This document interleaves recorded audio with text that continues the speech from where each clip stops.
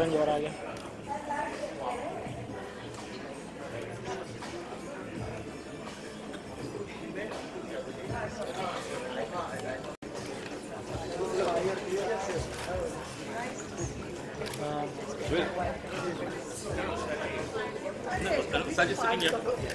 अभी तो स्टेज में जाएंगे हम लोग।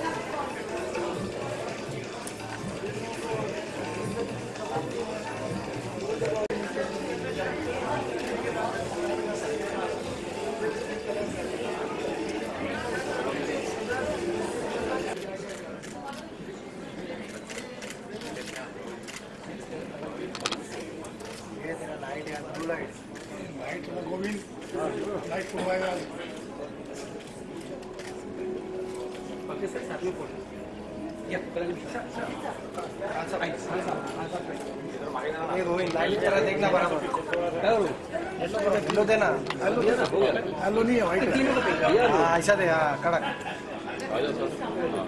कौन सा बहुत बड़ा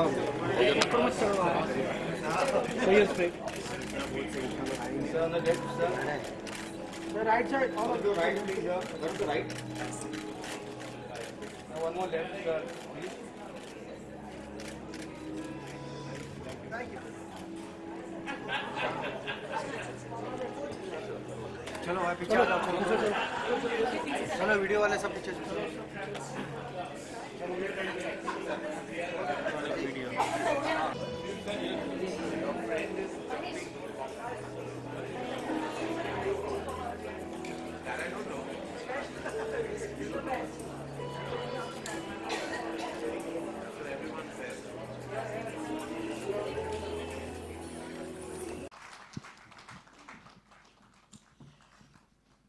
And now it is my pleasure to introduce someone with an incredible personality, Adman Suhail Seth. Suhail Seth is the managing partner of consultancy firm Consulate India, founded by him in June 2002. He has previously worked at advertising agencies Response, Ogilvy & Mather, and Equus, which he co-founded with his younger brother Swapan. He has also co-founded the marketing consultancy firm Quadra Advisory. Mr. Seth is also an author, columnist, actor, TV pundit, and socialite. Mr. Suhail Seth.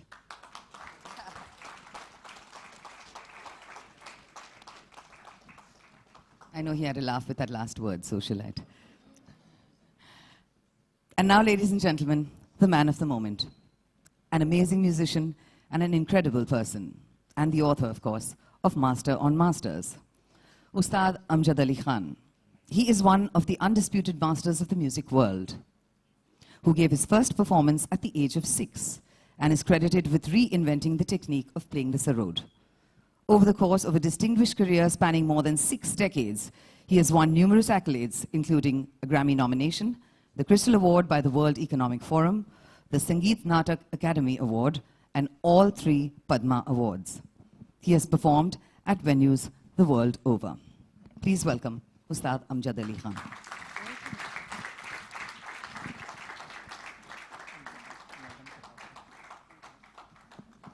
Before we release the book, I'd like to introduce, I don't know if people have introduced you as this before, the wind beneath Ustadji's wings. Could I please invite on stage his very beautiful wife, Srimati Subbalakshmi Khan.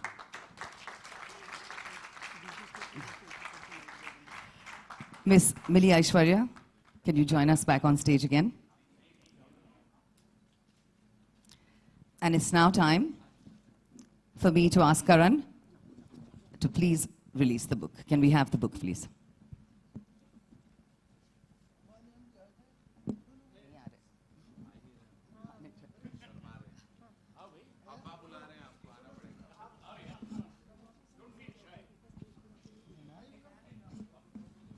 By popular demand, Aman and Ayan Ali Bangash.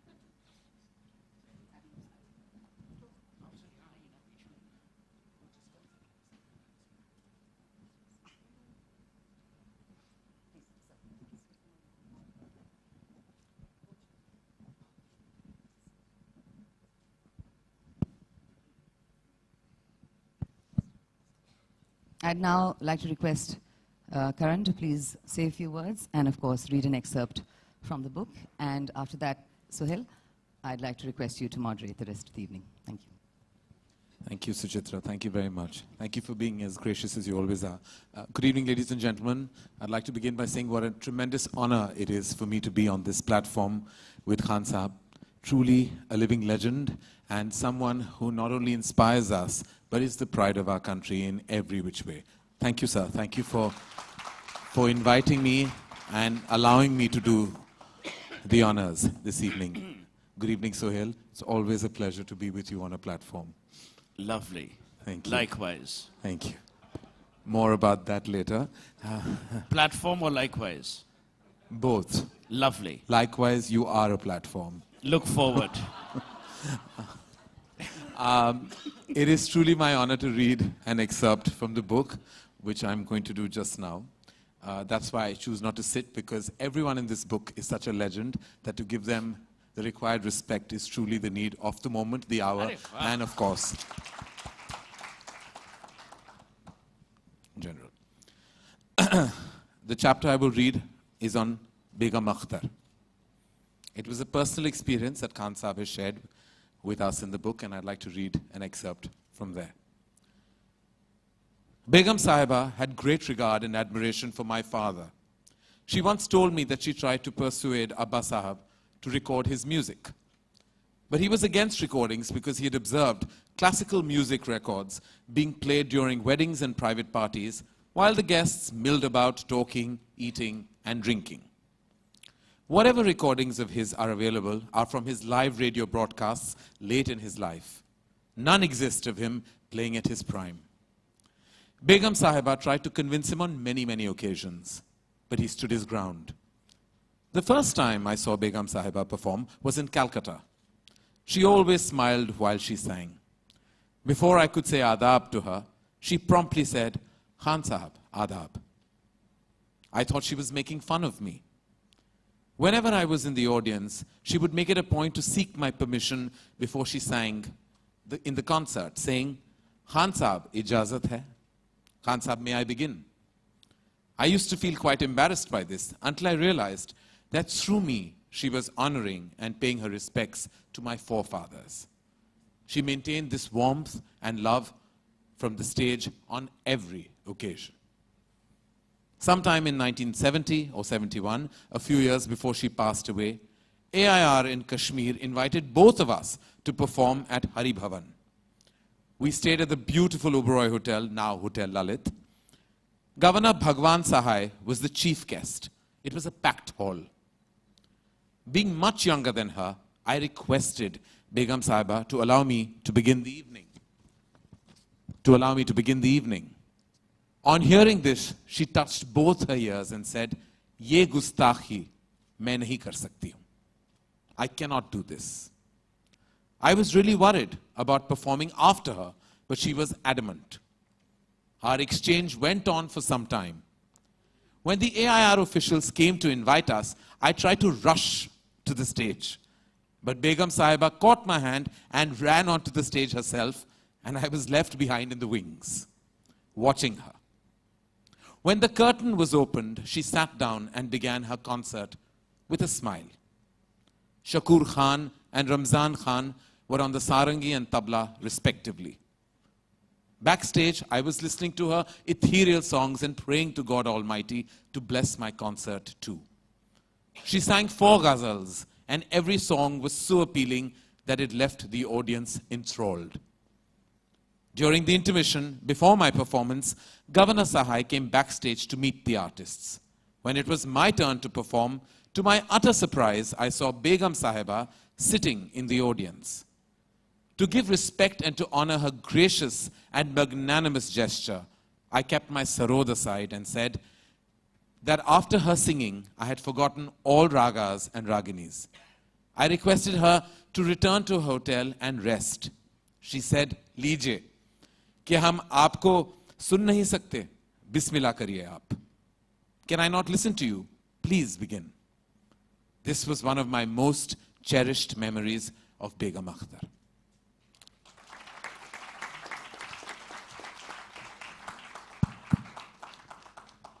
This truly seems like a special book, a book for all music lovers, a book for everyone searching for soul, and a book that doesn't only travel and transcend, but also connects so deeply. Thank you again for giving me this opportunity. Karan, you read so well. You should really consider doing a television show. And you should consider being invited. Who does that show? That Johar lad, right? Yeah, someone there. The nepotistic man. Okay, we'll come to that later. But I'm so delighted to be here.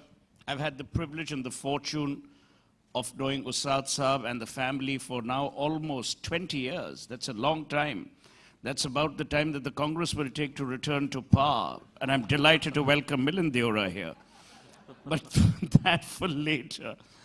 But I think what Karan read out today, the passage on Begum Akhtar, reflects a generation that is slowly slipping from our times.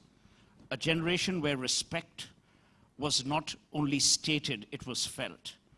Where there was a tehzeeb, there was a fitra, but most importantly, there was the appreciation of sharing the other person's greatness. And I think, Ustadji, to your credit, for me personally, this isn't a book. It's a lesson in life. It's very rare that people appreciate others who are greater than themselves. David Ogilvy famously said, if you want to become a company of giants, hire people better than yourself. If you want to become a company of dwarfs, hire people who are inferior. The fact that a master has written on masters, to my mind, has opened vistas for young people and old into the lives that no longer walk the planet. So for that, thank you. And let me begin by asking you the general ubiquitous question. Why these 12 and why not the others? Before I answer the question, I would like to thank Mr. Karan Johar and Mr. Sohail Seth to be part of this celebration and launching of the book. I would like to address them because in our music world, anybody who achieves something, we call them Ustad and Pandit. I think Pandit Karan Johar and Pandit Sohail Seth. Because I admire Mr. Karan Johar.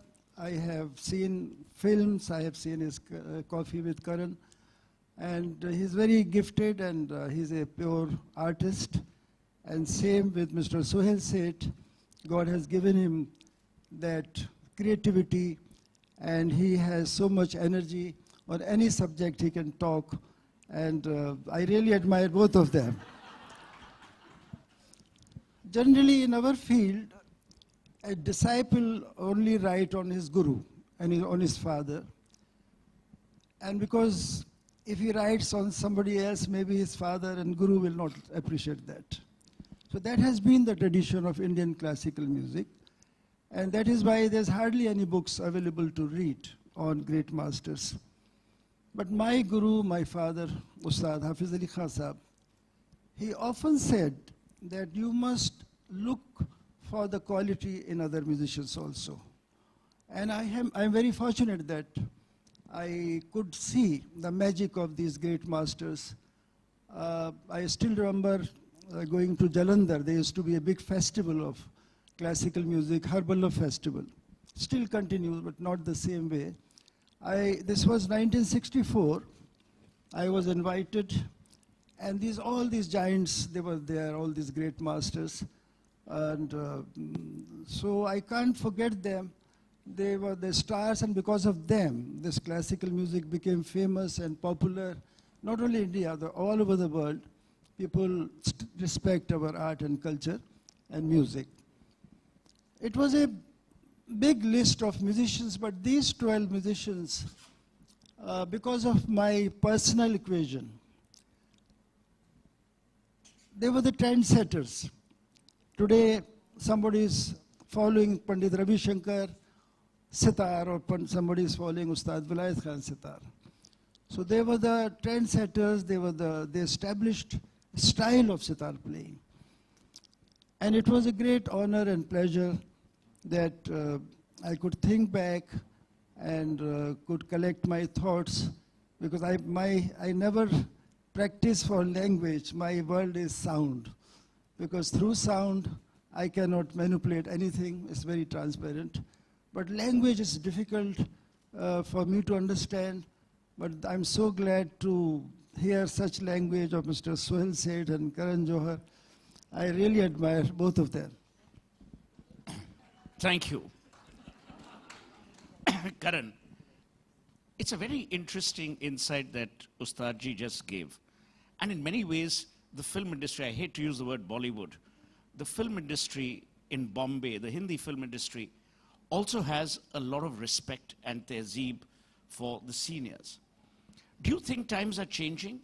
Do you think the respect quotient in many ways is diminishing because there's more proximity, there's more closeness? Where do you see the film industry from where you look at it? Well, I think that, I have come from a generation that explained and I would say made me respect people in a certain manner. So I think it's the way you show respect has definitely evolved and changed, because the younger generation just show it very differently through their words and through their actions. Whereas when I was a child, I remember my father taking me to a film party, and he said, if I say this is my son, you shake his hand. If I say ye mera beta hai, you touch their feet. So I was just waiting for that cue right through. I was like almost on autopilot. And what if there was a South Indian? I don't know. I didn't get so technical then, but I do remember that was the way that you honored when I met Lataji or I met Mr. Bachchan. It was just the way we showed our respect. The generation today does respect the seniors in the fraternity for sure. It's just a different way of showing it. I'm not sure. I get a bit shocked at times when I feel like the generation that is young and new, and they meet some legends very casually. They shake their hands. They have respect in their heart. It's just that we, I think, have been trained and tuned to kind of meet them in a certain way, which has definitely changed. But I think that, with time, I'm quite amazed with the way the generation operates. Because I think that, it takes a certain ease to not be overtly reverential and respectful. And that's not in my DNA, but it's in theirs. And I think with time, and with the excessive use of social media and I think everyone's about themselves and not about others. And we come from a generation that learns to applaud everybody else's work and not just fester within ourselves. And I think that has definitely changed. So that's a very interesting takeoff point, Ustadji. He says that a world existed where you applauded the other person. You applauded someone else's craft. You, in many ways, through this book, have done exactly that. You've not only applauded their craft, you've applauded their life, you've applauded their beliefs, their quirks, whatever it may be. Do you believe that in today's world of classical music, in our country, things are changing? And are they changing for the better or for the worse? Or they're just changing because people are evolving? As Karan says, Media has never been more intrusive. Media has never been more personal. Today I can get to know your political idiom, your religious belief, your food habits because of what you tweet or what you put on Instagram. So do you believe you're seeing that change even in the world of classical music? I think from the time television came in our life in India, the traditional arts, they suffered. But gradually, I think every genre, there is a big audience. Even for classical music, there are fusion concerts. So the change is very healthy, I think. But it all depends on the kind of musicians you have in our country or in the world. It all depends if the music is appealing, people will listen to you, whether you are a European musician or whether you are an Indian musician. But things are changing.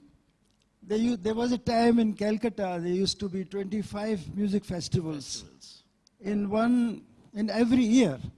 A lot of musicians used to live in Calcutta for 2-3 months to attend all the festivals. So that has changed. It's now only Dover Lane left in Calcutta, Maharashtra, South. So, but fortunately, even today, there are sold out shows for classical music, for ghazal, for bhajan, for any kind of music. So change is a very natural factor, and I think we are all ready to face any kind of change. You know, Karan, I was born and raised in Calcutta, and I remember spending hours, evening after evening, literally at the feet of Satyajit Ray, who would play the piano every evening at 4:30 p.m., Lee Road. That time I was rehearsing for a play called Amadeus. There was a genuine desire to learn. The Adda was at the heart of our lives because it was all about conversation. It was a city which never judged you. It had no prejudices. Sometimes do you believe that with the changing norms, with more urbanization, with more migration, do you think that has kind of altered? Where people can actually have a long conversation discussing Louis Malle or discussing Brando, discussing Kurosawa. Do you think that has literally slipped out of our lives?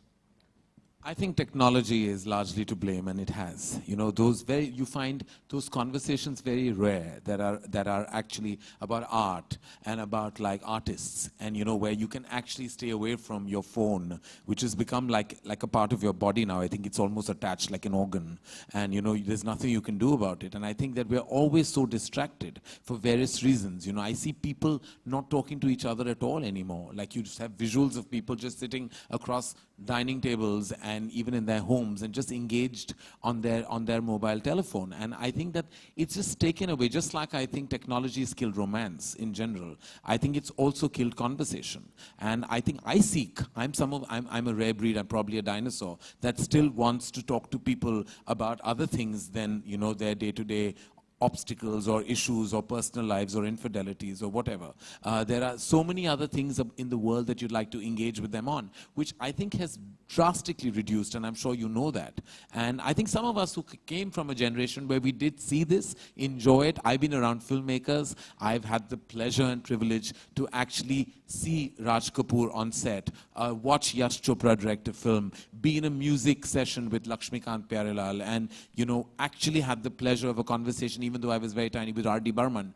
And I remember that generation spoke, engaged, shared their work, their experience, their craft. It doesn't happen anymore, not in my fraternity at all. It's all very individual. It's almost artistically selfish. And I think that has never served the purpose of art in a large way. So unfortunately, Sohail, to answer your question, no, I think that whether it's migration or it's technology or it's just a huge sense of self-worth that I think has translated into the lack of, I would say, conversation or sharing, which is what I think you're talking about. So I'll pick up, and Ustadji, I'll get Karan also to respond to this.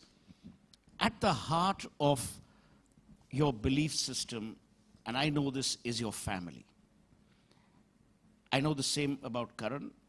I'm exactly the same. I'm very proud to say that I live with my mother. I see your children, I see your grandchildren, I see your daughter-in-law.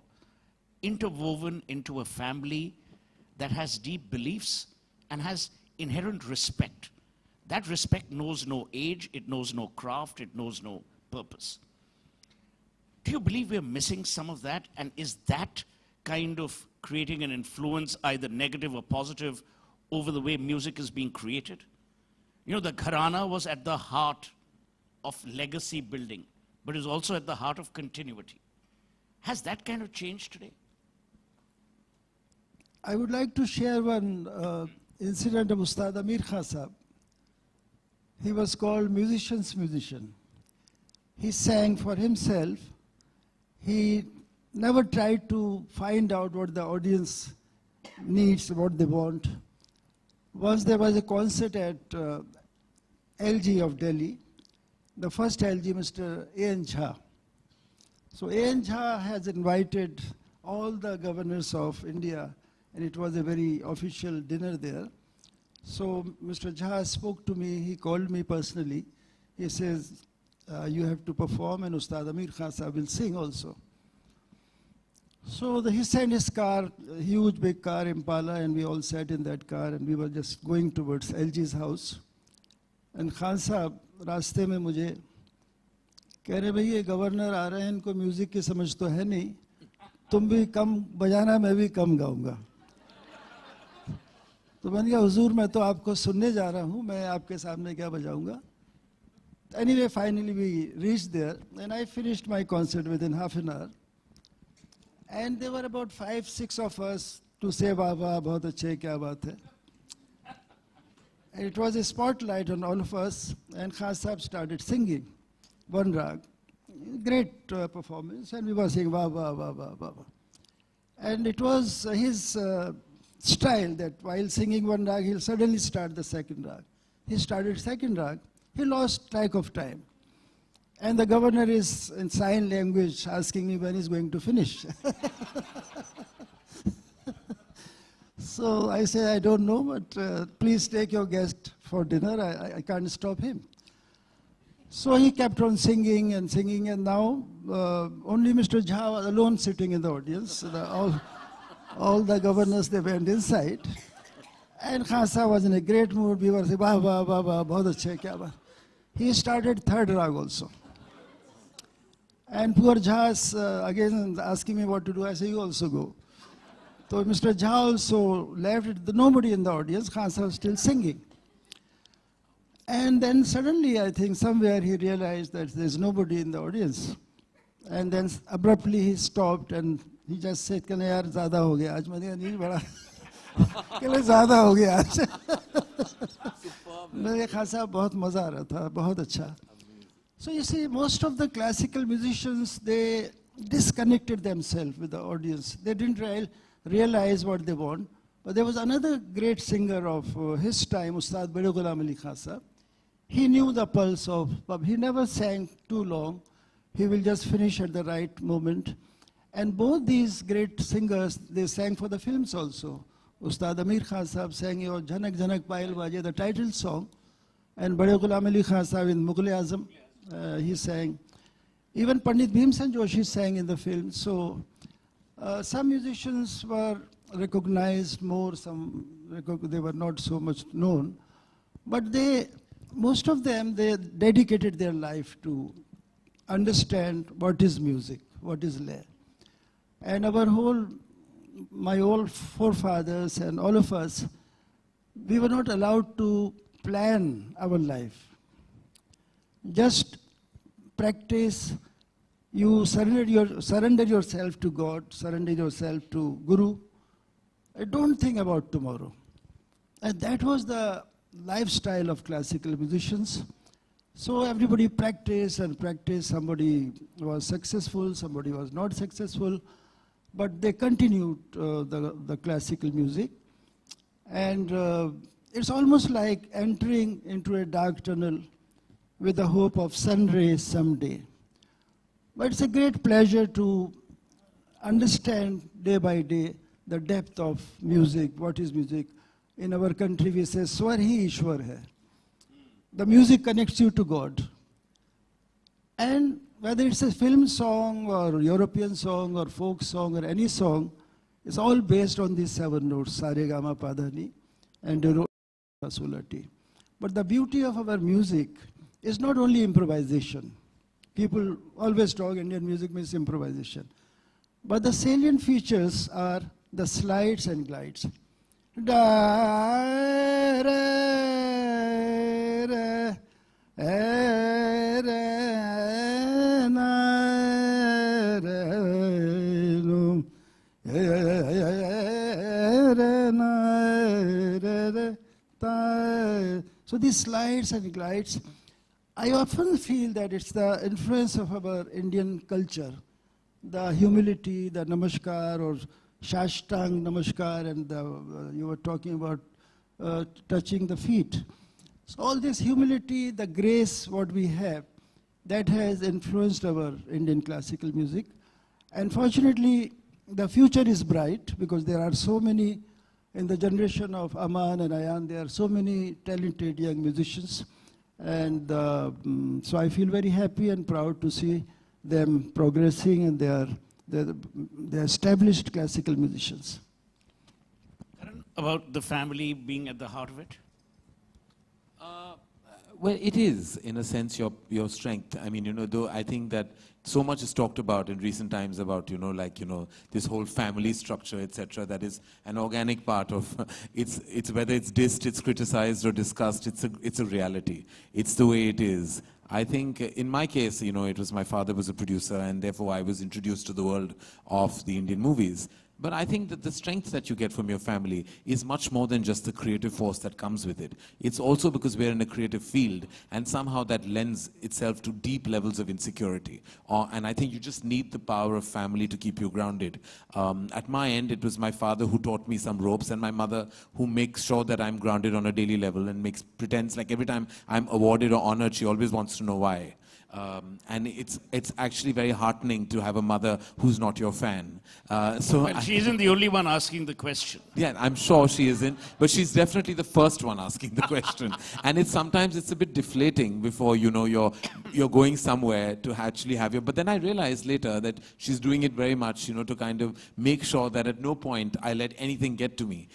So family suits that purpose within, and I think Sohail, more so, I think in a creative world, I think you need that strength because, as I said, you're far more vulnerable, you're far more insecure, and you're always, I think, seeking either acceptance or you're kind of fighting delusion. And for both situations, you need someone strong to tell you at home. Ustad Sahab, I want to touch upon, and this will be the last 2 or 3 questions, then we'll open it out for a Q&A. I want to touch upon something that, in Calcutta we were very fastidious about, which is the purity of the craft, the essentials of theater. Like, we wouldn't regard musicals as theater, I still don't. We believed that rehearsals were when you were completely ready with the script, with the lines, and then you began the first rehearsal. There was a joy in being pure to the craft. Obviously, times have changed. Karan rightly alluded to the fact that technology is actually shrinking time and matching man's current impatience. Do you believe we lack that purity? And is that a good thing or a bad thing? I don't think it's a good thing. The purity is most important. And you see, technology and tradition, they have to be friends. I feel proud to see a human being has created keyboard. A keyboard can produce the sound of violin and flute and sitar and everything. And many musicians have lost job because of keyboard. And thank God the keyboard can't produce sarod till now. Don't give them an idea. So I'm waiting to hear sarod from the keyboard. But you feel proud to see the cell phone and the fax machine and keyboard, the achievements of human being. But in our musical science, our 12 notes were realized even 5,000 years before, 5,000 years back. And today, in this time, nobody could create the 13th musical note. Everything, the whole world is connected with these 12 notes. Music has connected the whole world. And we are almost like one close-knit family, whether you sing lok sangeet or film sangeet or ghazal, bhajan, kirtan, anything. The same sound. In 13th century, the Sufi saint, Hazrat Amir Khusro, who created Qawwali, Qawl, Qalbana, he created a style of singing called Tarana. Tarana does not deal with language. Every song has a language, whether ghazal, tumri, dadra, lok sangeet, everything. He created a language of sound. He created a language of syllables. Tanatom, tadare, dirdirdani. So as a tribute to Hazrat Amir Khusro, I've been composing many taranas. Tadare dani, tadare dani, tadani dim, tana tano. Tadare dani, tadani dim, tana tanum, tanum, tananum, taderena, taderena, taderena, taderena, taderena, tadare dani, tadani dim, tana tanum, tana na na na na na na dim, tana na na na na, tana na na na na na na dim, tana na na na na, tananum, tananum, taderena, tananum, tadare dani. Tadare dani tadani dim tana tanu.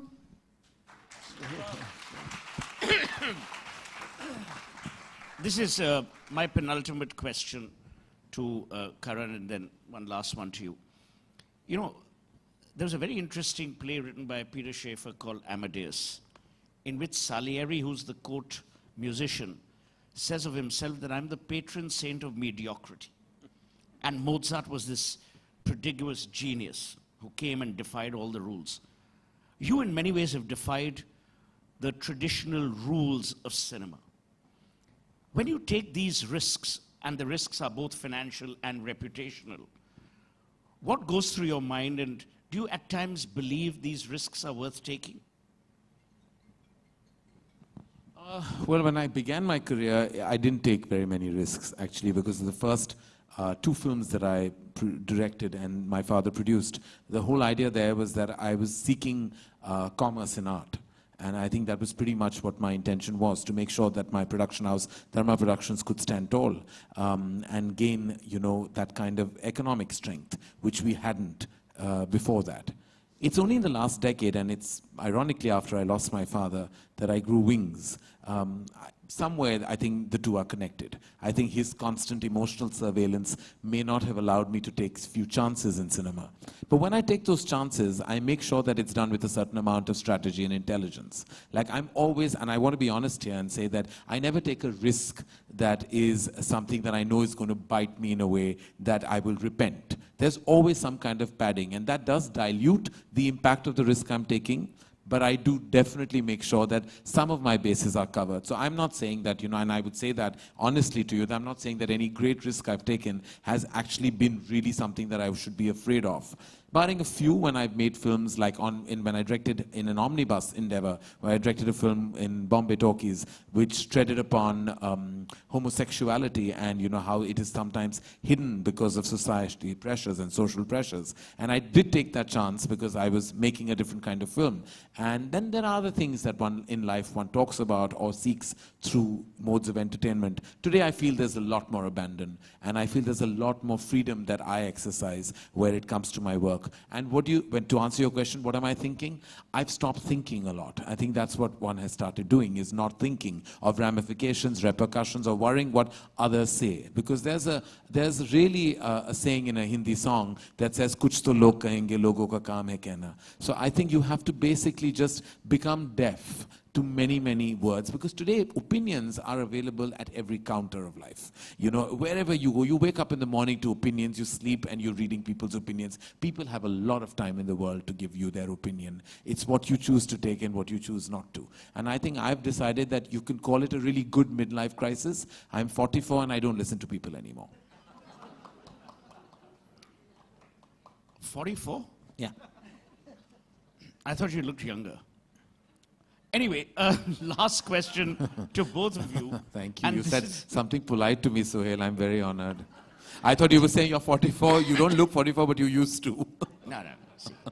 I don't believe in the politics of hatred.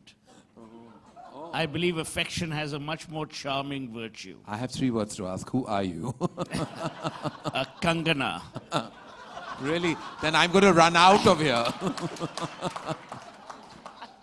Okay, Ustadji and Karan, this is a very important question. Last year, published data told us there were 4 PhD scholars in Sanskrit in India.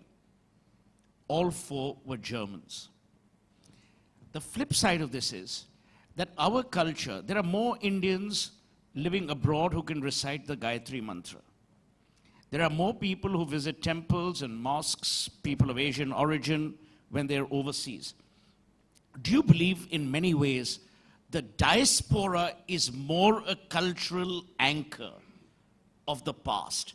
I believe there are more and more classical music concerts, Indian classical music concerts, which draw huge audiences abroad. Do you believe that the diaspora today is playing a much more befitting, more important cultural custodian role? Yes, I think they are playing a very important role.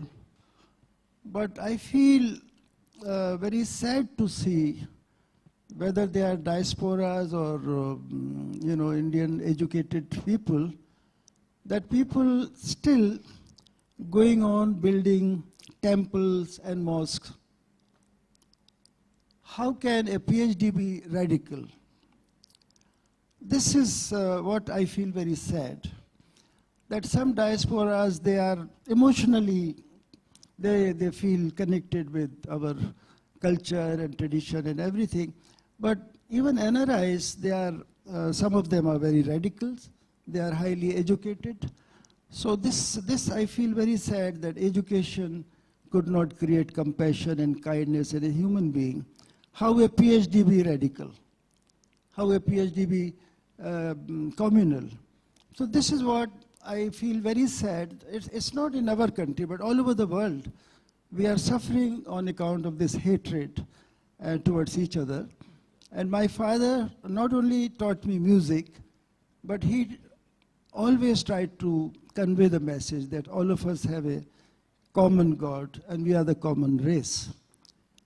सारी दुनिया का एक रब है, हम एक तरह से आते हैं, एक ही तरह से जाते हैं. There's no room for second God also. But I feel sad to see what is happening, the change all over the world. I wouldn't say only in my country, but all over the world. So there has to be, we respect NRIs. They invite us, and recently I performed in Royal Festival Hall. It was sold out show. So they show a lot of love to our tradition and culture. But how to remove this hatred from our culture, I think. Well, because you raised such a critical point, I'm deeply involved with the Tata Trusts, and when Swami Vivekananda and Jamshedji Tata were on a ship sailing, Swami Vivekananda didn't ask Jamshedji Tata to invest in a temple. He asked him to create the Indian Institute of Science. Those were men. Today we have people who are self-serving. I also believe that corporate India needs to unshackle itself from some of the stuff that it's doing and actually set up, to my mind, temples of culture which recognize no God except the godliness of craft. And the day that happens, we will get back the India we seem to have lost. And I genuinely believe, as a person who's 54, just 10 years older than you, but not necessarily wiser, that we are at an inflection point of great optimism. At times, this is manufactured outrage. Even our hatred is now manipulated, whether it's manipulated by the media, by politicians, by people. It's manipulated hatred. And the only way we can eliminate this is by going back to 3 things. Our parents, who give you who give their children unconditional love by going back to history, which we seem to have kind of displaced, and by understanding that there's a lot more to life than optics and than visual symbols. And I genuinely believe we'll get there. Karan, I want your comments, as I asked Ustad Sahab, on this whole influence of the diaspora. Well, it's very strong, and I think I do tend to agree with you that I think when you're detached from your roots, you seek them much more. And I think that's one of the reasons why the diaspora is so immensely traditional, far more rooted, far more absorbed by our culture and everything that comes along with it. I was also, like, recently a judge on a music show which was called Dil Hai Hindustani, and it was actually to my surprise on so many occasions that there were people from Russia and Kazakhstan and even America. There were, like, from Canada, like people like of Canadian origin, Americans who had learnt our music, who had learnt our musical instruments, classical Indian singing, and were coming and performing. And it was just completely surprising to me that I turned around and I saw many young members in the live audience who were seeming completely clueless. And I said that therein lies what you were talking about. That was an amazingly contrary mirror, because here you saw the West, not just the diaspora, the West, organically the authentic West, actually enveloping and embracing Indian culture. And I turned around and saw the generation on their mobile phones disinterested. And I said somewhere there is a very unfortunate irony.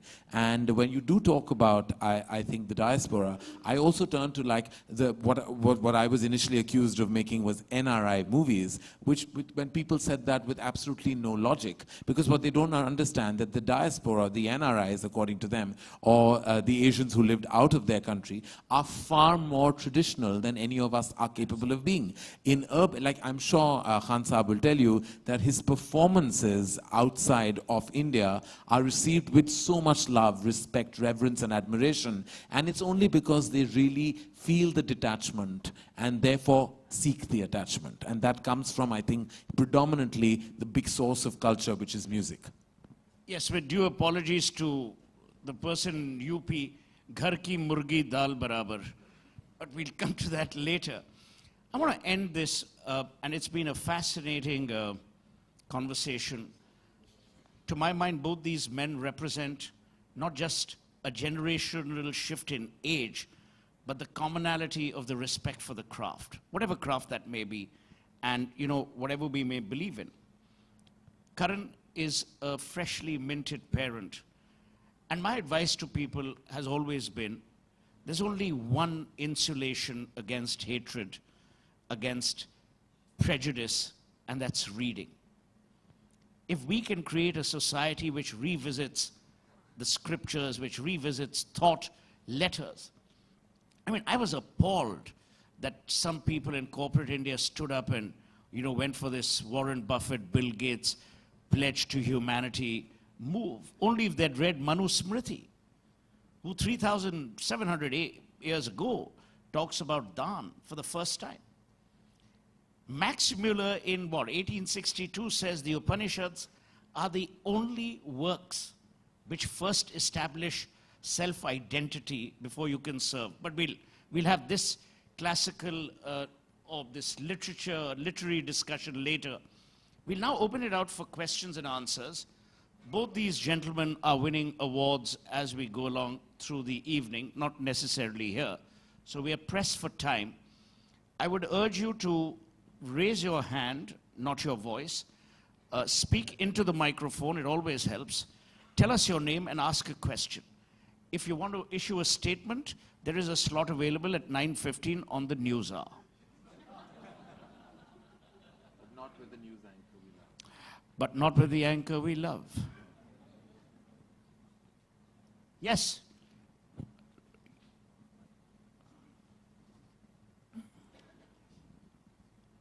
Ustad Sahab, it's a pleasure to be As here. I said, always speak into the microphone. It always works. My name is Rohit Lamba. Given the exponent of music you are and the legend you are, did you ever in this amazing journey ever hit a low? Did adversity ever strike you? Well, what he's basically asking is, were you ever in depression or did you feel low? Have you seen his wife? She can light up an entire metropolis with her energy. But sir, you answer the question. He's saying, did you ever feel low or sad or anything? This is very natural, you know. You are not happy all the time in your life. So it's part of life, you know. Sometimes you feel sad, sometimes